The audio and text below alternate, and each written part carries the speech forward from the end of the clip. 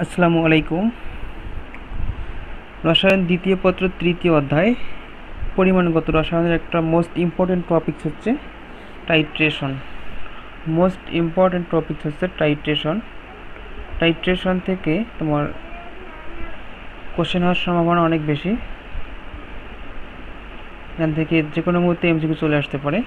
আমরা একটু দেখবো যে টাইট্রেশন কি। টাইট্রেশন হচ্ছে তোমার নির্দেশকের উপস্থিতিতে প্রমাণ দ্রবণের মাধ্যমে অজানা ঘনমাত্রার দ্রবণের ঘনমাত্রা নির্ণয়ের পদ্ধতিটা হচ্ছে টাইট্রেশন। তাহলে টাইট্রেশন হচ্ছে নির্দেশক লাগবে, প্রমাণ দ্রবণ লাগবে, আর হচ্ছে অজানা ঘনমাত্রার দ্রবণের ঘনমাত্রা নির্ণয় করবো আমরা।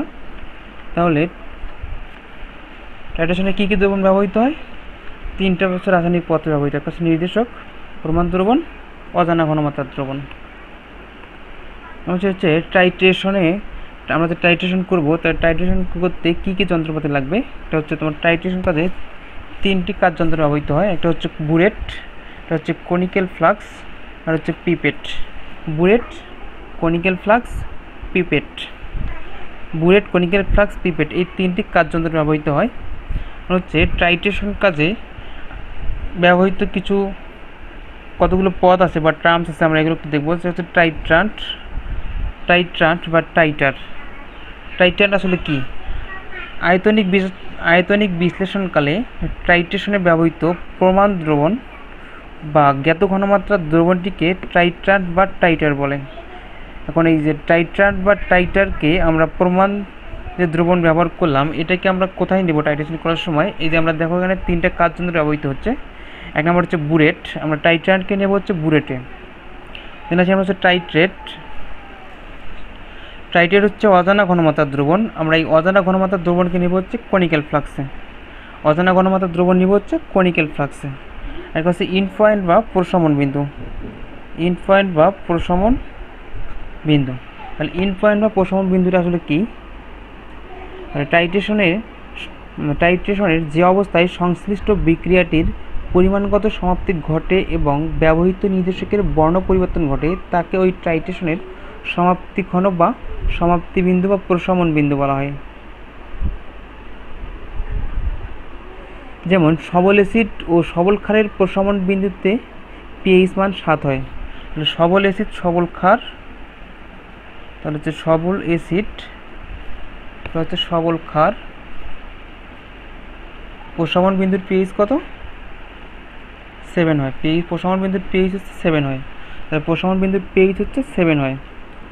এবং এই টাইট্রেশনের সময় আমরা এখানে দেখব যে এখানে দুটো আরও টার্ম আছে। একটা হচ্ছে প্রাইমারি স্ট্যান্ডার্ড সলিউশন, আর একটা হচ্ছে সেকেন্ডারি স্ট্যান্ডার্ড সলিউশন। এখন প্রাইমারি স্ট্যান্ডার্ড সলিউশন কি, এটা আমাদের মেইনলি লাগে না, এটা তোমাদের রিটেনের জন্য প্রযোজ্য। আর তোমার প্রাইমারি স্ট্যান্ডার্ড সলিউশন আর হচ্ছে স্ট্যান্ডার্ড সলিউশনের কতগুলো উদাহরণ আছে, আমরা এই উদাহরণগুলো পড়লে এখান থেকে আর কিছু লাগবে না।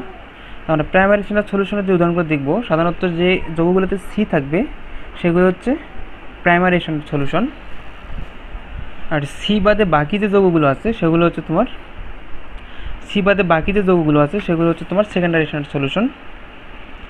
তাহলে আমরা দেখি একটু প্রাইমারি স্ট্যান্ডার্ড সলিউশনগুলো দেখব।